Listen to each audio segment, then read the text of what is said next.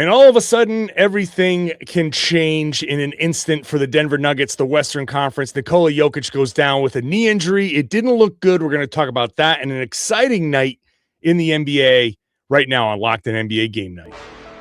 When that final buzzer rings, you know it's time for Locked On NBA Game Night. All the post-game reactions to every game across the league, every single night, with insights only the hosts at Locked On can provide. It's the true NBA fans' one stop for all the action. Every game, every night.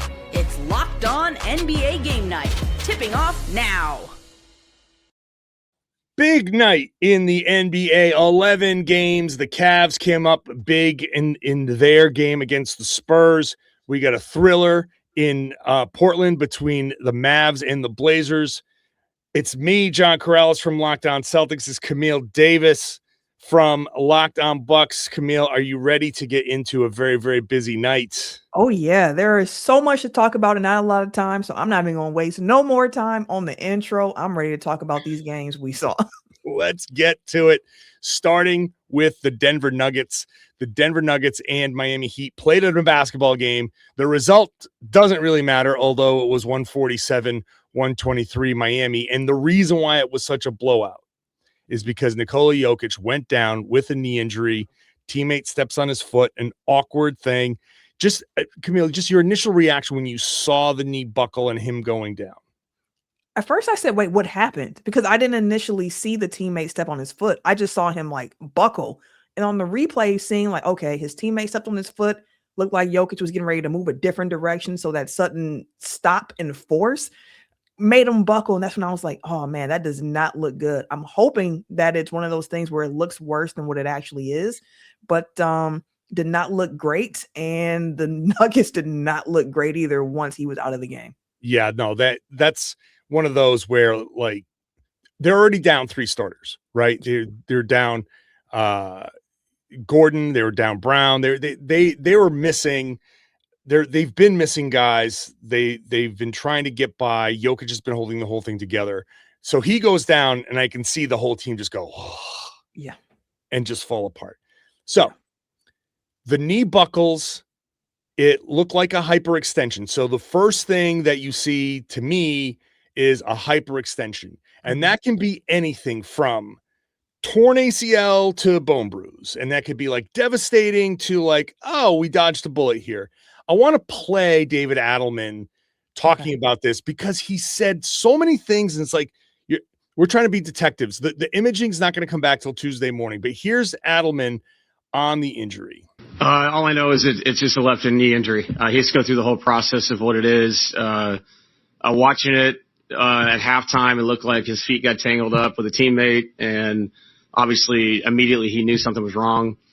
So hey, this is part of the NBA. Anybody that gets hurt in this game, it's kind of gut wrenching, especially somebody as special as he is. So we'll find out more tomorrow, and we'll move on as a team. Obviously, right now I'm more concerned just about him as a person, and the disappointment of going through something like that. So it's unfortunate, hoping for the best, just like we did with Cam. And the other starters that we've lost. So you just have to stay with it as a team and as a group. And honestly, you have to stay with it as a team and a group because that's how you best support your teammates that are out, by honoring them when you play. So we'll move on from there. Like I said, this is part of the NBA. It sucks, but hoping for the best tomorrow. I don't like the language that he was using. There's a whole lot of like, we'll move on without him. And, I feel bad for him as a person. So I don't know if they know something already. I'm assuming that they have ideas. But I don't know, like just the words that he was using make me kind of feel a little queasy about what they might already know. I can get that. And I mean, some of it was like the coach speak of like, hey, we're going to keep pushing forward. You got to say that type of stuff. But like, as mentioned, they're already down 3 starters. They're already without Aaron Gordon, who got off to an excellent start to the year, Christian Braun, Cam Johnson. And Jamal Murray's comments after the game actually stood out to me. Like he looked dejected when talking about it, to your point about like, maybe do they know more already that we don't know? But Jamal said Nikola isn't just a big part of what we do. He's almost everything we do. And I was like, that's a perfect summation of just Jokic to this team. And if they have to play without him for any stretch, it's going to be very, very difficult. Even with Jamal Murray playing at an all NBA, all-star level so far this season, he's not going to be able to do it alone. So I still remain cautiously optimistic. They didn't hit the knee. He wasn't moving necessarily. Like, I think there are mitigating factors here, but I don't know. I don't like what they said. But to your point, you mentioned it. How even if it's a best case scenario, it's a hyperextension. And I think the thing that would surprise me the most would be him playing in the next game. Like, I think he's going to miss some time. How much time can he miss with the Nuggets? Like, already, forget the top seed for now. They're a game behind the Spurs, and they're 3 games ahead of the 7th seed Phoenix Suns. Yeah. How much time can he miss without the Nuggets kind of going from the 3rd seed to like, playing, that can he miss any time? I mean, the answer is 0, right? But I don't know if he can miss any time really to keep them where they have been, because the West is just so competitive right now. You mentioned the fact that 3 losses separate the 3rd seed and the 7th seed right now in the conference. And if he's out for, I'll just say this, if it's like 2 weeks or longer, real danger signs in Denver, I would say. Like 2 weeks is probably where I would start to be like, I'm not sure if they can handle anything more than that. And look, at Toronto next, at Cleveland, at Brooklyn, at Philly, at Boston. Now, Toronto, we're going to talk about them in just a second. Cleveland, big win tonight. Brooklyn, not a great record, but scrappy. Sixers are starting to figure themselves out. Boston's a surprisingly good team. This could be a bad stretch if it's all without Jokic. So Agreed. Tuesday could be devastating news, better than expected news. But even if it's better than expected news, it still could be tough. Okay, let's move on. We're going to go to the Orlando Magic and the Toronto Raptors. Orlando loses to the Raptors, falling apart late. Let's get the winner's take from Sean Woodley.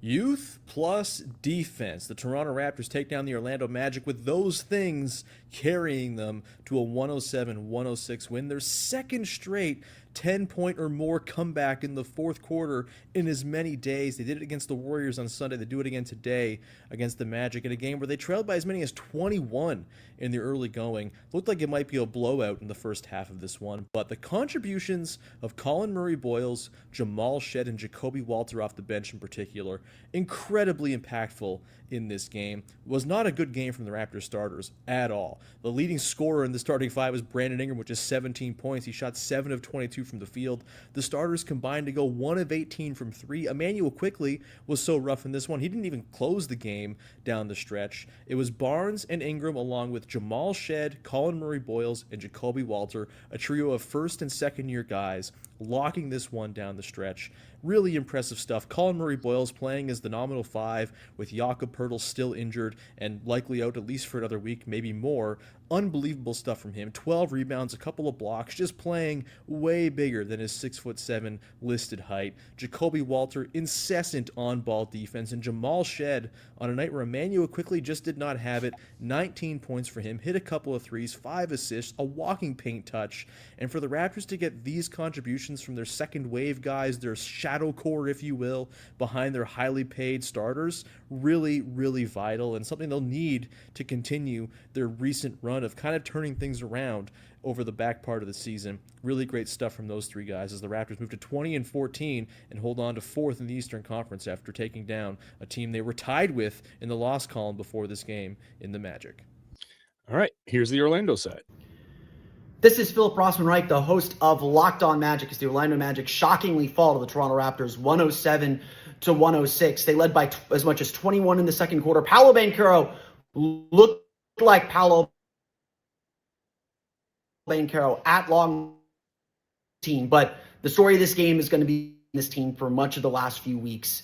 Their offense will just go in the tank for a very, very long time, and Right now, with the injuries the Magic are facing, including Paolo still working his way back, when this team is bad, they are very bad. A 12-point fourth quarter, the Magic, I believe, had 1 field goal total through the final 5.5 minutes. They were in the bonus for most of that time, could not get to the foul line. They got frustrated that they weren't getting calls. It affected their defense. They struggled to get back in transition. They struggled to rebound all game long. The Raptors took advantage of them, just slowly etched away at that lead until they finally took it from the Magic. A big, I don't even remember who made the game-winning shot. I think it was Brandon Ingram. But it all just came down to the Magic just unable to get shots to go and unable to get shots going. If there is a silver lining, it is that Paolo Banchero looked like Paolo Banchero. The problem is the Magic went to save us Paolo offense, and he's never really been able to do that. Orlando still has to get the ball moving, keep things moving, avoid the ISOs that everyone criticizes Paolo for, and that's just not what they did in that fourth quarter. There are a lot of bad habits Orlando is still trying to work their way through. Unfortunately, it ends with a loss and a hard lesson in Toronto. Doesn't matter if you get the win Wednesday in Indianapolis, but a hard one to take considering where these two teams are at the standings and that they only play 3 games this season. Well, Orlando needs to figure themselves out. That offense, that's their problem. They're a big, tough team, tough defensive team, but that offense, if it's not cooking, they got problems. It can dry up in a hurry. The fact that they only had 12 points in the fourth quarter, 5 of 25 shooting in the fourth. 12 points is tied for the second fewest points a team has scored in the fourth quarter all season so far. It was an abysmal showing from them. And that's even with Anthony Black having a big third quarter, with Paolo having a pretty decent game. But, like, it's just not enough. It feels like to me when Desmond Bane doesn't give you at least 25 for Orlando, it's going to be a really, really tough night. On the Toronto side, Jamal Shed, this is his season, man. This is his season. Toronto is a scrappy, tough team as well. I've seen it. The Celtics and Raptors have played a lot. Jamal Shed's tough. So good for him for breaking out. All right. One last game here. Not much to talk about in a 136-101 Minnesota win over Chicago. Naz Reid, 33 points off the bench as a season high. Anthony Edwards, 23. Nikola Vucevic had 23 for Chicago. It was a 5-point game at the half, and then the Timberwolves went off for 81 points in the second half. So that is all we need to know there. The Cleveland Cavaliers take down the San Antonio Spurs. They needed this win. We'll talk about that. We'll talk about a thriller in Dallas when we come back. Today's show is brought to you by Game Time. During basketball season, there's nothing like being in the building. I see it all the time. Home, road, the energy, the crowd, that first big run that gets everybody on their feet. It's an electric atmosphere. You want to be there. You don't want to be stuck refreshing screens or trying to figure out what tickets cost. Game Time gives you the advantage back. Makes it super easy to get amazing tickets, fast, simple, without the guesswork. I've used Game Time a ton. It's so easy to use, straightforward, intuitive. You can see the view from your seat before you buy the ticket. The price that you see is what you're going to pay. And the zone deals help you unlock great seats at even better value. So whether it's an NBA game or some other kind of event, using Game Time is going to make it super easy. You're going to take the guesswork out of buying these tickets by using Game Time. Download the Game Time app. Use the code LOCKEDONNBA. That's locked, LOCKED, locked on NBA for $20 off your first purchase. Download the Game Time app today and get in on the action.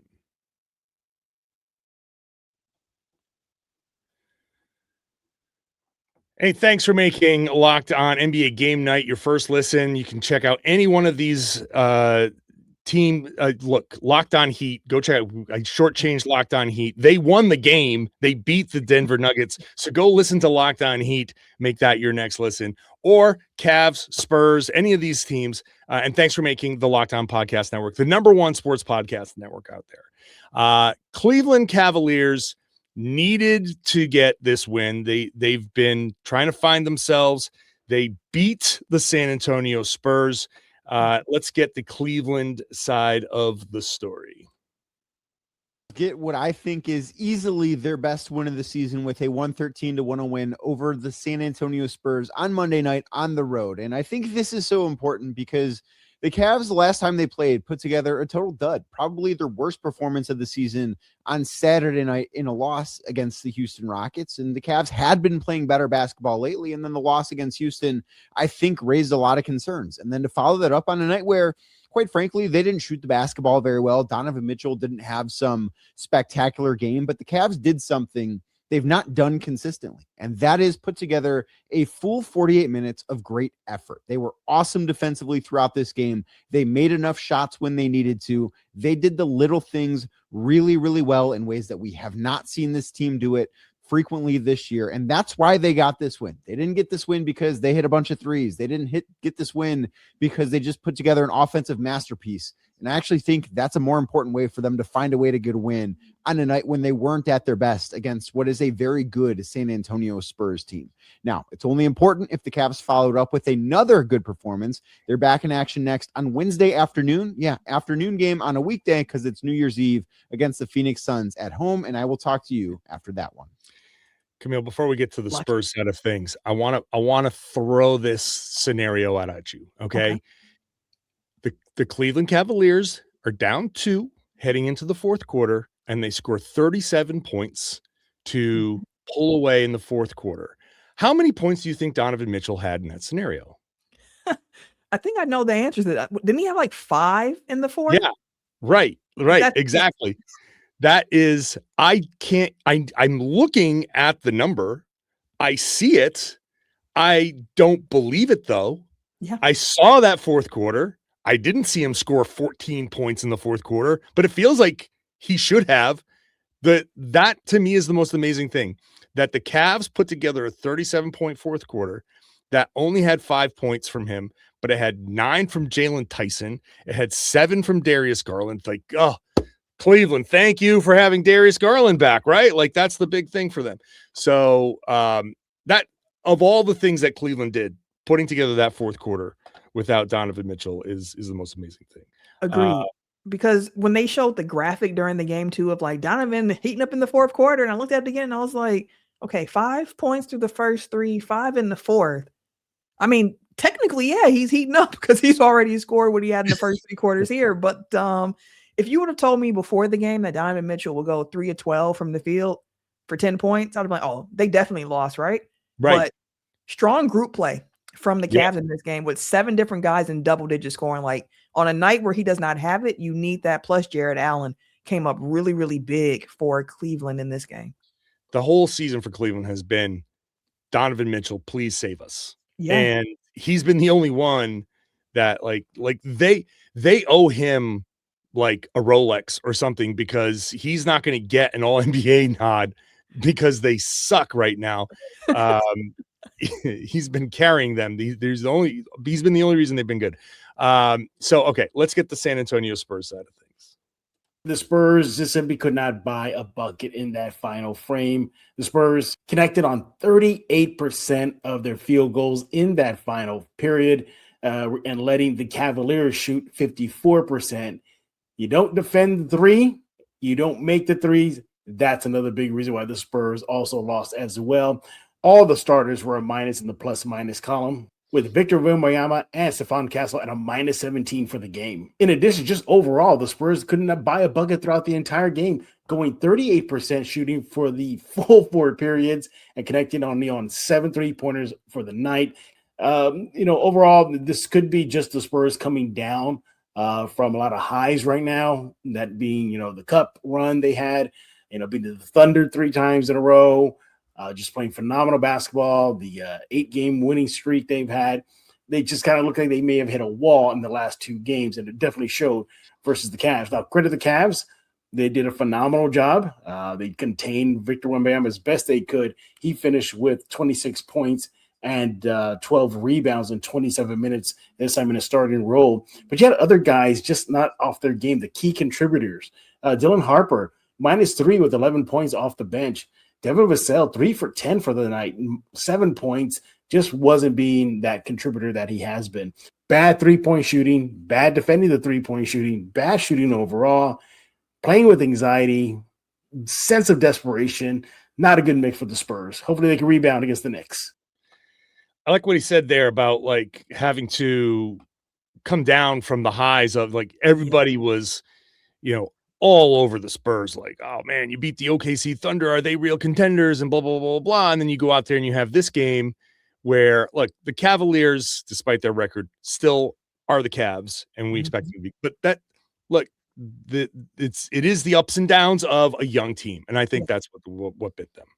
Yeah, I would agree with you on that one. And one thing I'll say for the Spurs, even though they weren't shooting the ball well, one thing that kept them in the game is their ability to get to the free throw line. So they have that going, and for a young team to be able to get to the free throw line 36 times in a game, that's impressive. Like, somebody looking like refs just got to stop blowing the whistle, but like drawing fouls is a skill. Might not be a skill everybody likes or appreciates, but 36 free throws in the game for the Spurs, like that is something. Yeah. Portland Trailblazers hold on 125-122 over the Dallas Mavericks. Mavs had chances at the end. Klay Thompson missed the 3-pointer. A decent look, challenged, but a decent look to potentially tie the game. This is just a back and forth fourth quarter. The Blazers, who just come off a win over the Celtics, win on back-to-back nights. Avdia, 27 points, 11 assists, 9 rebounds. His huge season continues. Turnovers are a little bit of an issue there, but they, still a great game for him. For me, Caleb Love. Shout out to Caleb Love. This man is a 28% three-point shooter. And he went 6 of 10 from 3 after going 4 of 10. So 10 of his last 20 from 3 for a 28% three-point shooter. Caleb Love going out there and getting the job done. Yeah. So, yeah, especially in the fourth quarter. 12 of those points came in the fourth. So like Caleb was ready for the moment. So shout out to him for that. On the Dallas side, Cooper Flagg, 15 points. The Max Christie was the leader for them, 25 points, 22 for Brandon Williams off the bench. Ups and downs for the Dallas Mavericks. All right, let's wrap up this segment with the Phoenix Suns getting a 115-101 win over the Washington Wizards. No one cares about beating the Washington Wizards, but Dylan Brooks' dream season continues, man. 26 points. Dylan, the villain, out there just scoring. He's having an incredible season. Colin Gillespie, 25, 22 for Devin Booker, 24 for Trey Johnson on the Washington side. Anything to add here, Camille? I'm still impressed and kind of shocked that the Suns have been playing this well. Like, they have now won 5 of their last 6 games so far. They've been punching above their weight, in my opinion. Shout out to Dylan Brooks, who feels like a culture setter at this point wherever he goes, and just a good victory, especially being without Mark Williams, who was suspended for fisticuffs in New Orleans. We still have 5 more games to talk about, including the Knicks with a nice win over the Pelicans and your Milwaukee Bucks, Camille. We'll talk about that when we come back. Today's show is brought to you by Game Time. Fridays feel different during basketball season, and FanDuel is making them even better. Every Friday night before the game tips off, FanDuel gives you a new way to kick off the weekend with NBA Happy Hour. That's your official pregame, a limited time window where special offers drop right inside the FanDuel app right before the action starts. It's every Friday from 6 to 7:30 Eastern time. So that's appointment viewing over there on the FanDuel app. NBA Happy Hour always brings something new, boosts, bonuses, surprises. Very easy to check the weekly schedule before tip-off and make a move before the window closes. The timing is very much on point. Right before the games, right before the weekend starts, so you get that extra energy on Friday nights, right before the basketball games without overthinking it. So before tip-off, check the FanDuel app and see what's dropping during NBA Happy Hour every Friday from 6 to 7:30 Eastern. A little basketball, a little action, and a whole lot of Friday energy. Make sure you're using the tools that they also have available for you. Set your limit, set your budget. Only gamble what you can afford to lose. FanDuel will help you gamble responsibly, and you can go have some fun over at NBA Happy Hour, only on FanDuel, the official sportsbook partner of the NBA.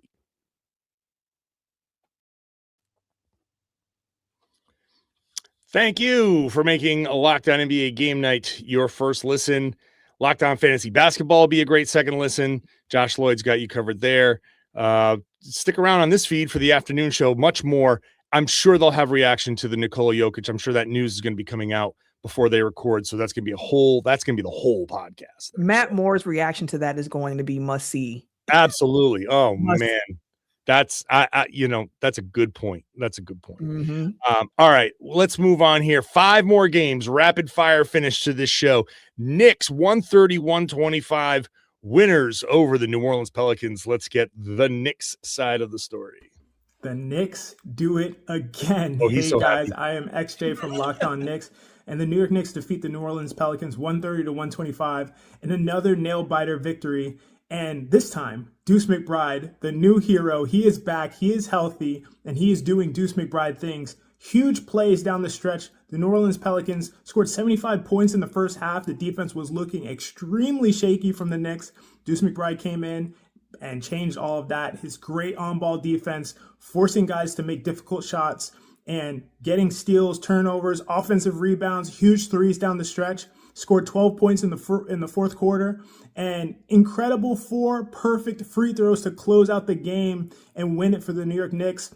Huge performances from Jalen Brunson and others as well. Mo Diawara early in the game was out there being played like Josh Hart, and he showed the Pelicans he's not Josh Hart. He hit 4 of 4 threes and was able to attack closeouts off of the space and cushion that they were allowing, and really made a major difference in being able to help the Knicks keep up with the Pelicans early in the game when things weren't going well. 12 guys played, all huge contributions in a really, really great victory for the Knicks, and they are keeping things rolling. Let's go Knicks. And here's the Pelicans. Pelicans lose 125-130 to the New York Knicks, and it's probably just time for a youth movement here in the Big Easy. I'm Jake Madison, host of the Locked On Pelicans podcast. Your established guys played well. Saddiq Bey, Zion Williamson, Jordan Poole off the bench all scored over 25 points. And you lost a winnable game against the New York Knicks because they couldn't get it done in the fourth quarter. Jordan Poole, in the second straight game of being very questionable with his decision-making in the fourth quarter, dooms this team to a loss. Yes, you got some valuable run for Derek Queen in here, but maybe just try making him the focal point. If Zion Williamson's not going to deliver you a win, if Trey Murphy or Saddiq Bey aren't going to deliver you a win, if Jordan Poole, your big offseason acquisition, isn't going to deliver you a win, why are you playing those guys versus some of the young guys that you have in Jeremiah Fears, Derek Queen, and making them the focal point? It's probably time for the Pelicans to stop this kind of two-timeline-y approach and just focus on the rookies. I got more over the Locked On Pelicans podcast. Well, talk about opposite ends of the spectrum. The Knicks have won 3 in a row and are now just a game behind the Pistons, who have lost a couple in a row. So the Knicks challenging for that top seed, great season. And I think they're actually getting better now. Yeah, unfortunately for everyone else in the East. Yeah. And so that'll be an interesting kind of, I'm curious to see where they go, how they coalesce, and can they keep that going through a deep playoff run. Pelicans are a mess. We know they're a mess. So yeah, not much more to say about that. Yeah. The Milwaukee Bucks 123-113 winners. For more, we go to Locked On Bucks host Camille Davis. Right here, live in the flesh. And we're not going to spend much time on it because all we got to say is that the Bucks have now won back-to-back games. And this is a cause for celebration because they have not done this since the end of October. The end of October was the last time the Bucks have won back-to-back games. Only the third time this season they've won back-to-back games. They got to start stacking some stuff here. Looks better with Giannis in the process, but until they start showing more, I can't get myself too excited. They have to put it on tape. Well, I still think the Bucks have some sort of good basketball in them. So I do too. They just got to show it. They just have to show it. The Charlotte Hornets are the Charlotte Hornets. No one, Yeah. We'll see where they go. The Oklahoma City Thunder get a 140-129 win over the Atlanta Hawks. And I was all ready to be like, they lose again with Trae Young, but Trae Young didn't play. But still, the Hawks, like the entire national discussion on Monday was the Hawks are a mess. They haven't won with Trae Young since he's returned. I guess it's still technically true, Camille. I do think the Hawks are a mess. And, the offseason moves didn't exactly come together the way they thought they would. The Kristaps Porzingis thing is unfortunate. And Trae just look, I am card carrying Trae Young hater, right? Like, but all this means to me is I've been right all along that it's just that you can't build around him. It's not working, and I don't know where they're going to go, but it's still a mess over in Atlanta. Yeah, agreed. And I thought Atlanta was going to be one of those teams to really surprise in the East, but I mean, there's still some time. But early returns have not been fantastic, especially the splits of how they play with Trae and without Trae so far this year. They gave up 140 points. 140. They just keep giving. They give up like 150 to the Chicago Bulls. They are just hammered. If you are in a shooting slump and you see Atlanta on that schedule, get ready. Get right. You're breaking out. 2 more games here. The Golden State Warriors 120-107 winners over the Brooklyn Nets. Brooklyn Nets are scrappy. They're not like their record's not great, but they're not pushovers. Steph Curry 27-21 for Jimmy Butler. Jimmy was barking like Jimmy Butler likes to do in this game. The Warriors, again, trying to kind of piece things together. The Warriors, it's not about now. It's can they figure enough out that when the playoffs start, can you get yourself just out of the play-in and can you be playing together at the right time for them? That to me is the only story for them. That, and can they be healthy at the same time? Like if they get there and they're missing some of these key guys, it's not going to matter at all anyways. But shout out to the Warriors because they had that tough overtime loss in Toronto on Sunday, I believe it was.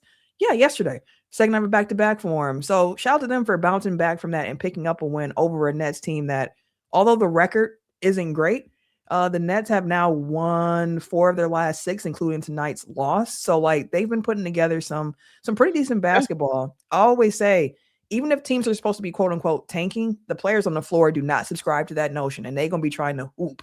And you see that in Brooklyn. That's right. And final game on the schedule, Houston Rockets 126-119 over the Indiana Pacers. We got Tony East from the Locked On Pacers podcast telling us what happened. In Houston, 126-119. Tony East here with Locked On Pacers. That score sounds close. It was not a close game. Basically, all Rockets from the start of the second quarter to the final 3 minutes when both teams cleared their bench. The Pacers' third unit, making it look tight, but it was not. The Rockets dominated this game in the way they dominate most games. They were awesome on the glass. 50-30 advantage on the boards for Houston in this game, and their offense hummed as a result. They got extra chances and converted them. They created open shots at the basket with their talented players. Kevin Durant did Kevin Durant things. Steven Adams did Steven Adams things. They were just better, even as the Pacers got healthier and had most of their top guys available for the first time this season. Good. Their defense flimsy again. Their third blowout in their last 4 games, and they're not playing well. 9 losses in a row for the Pacers. Just the 10th time in franchise history, 3rd in my lifetime that's happened to the Pacers. Yikes, what's going on? We'll have more on Locked On Pacers.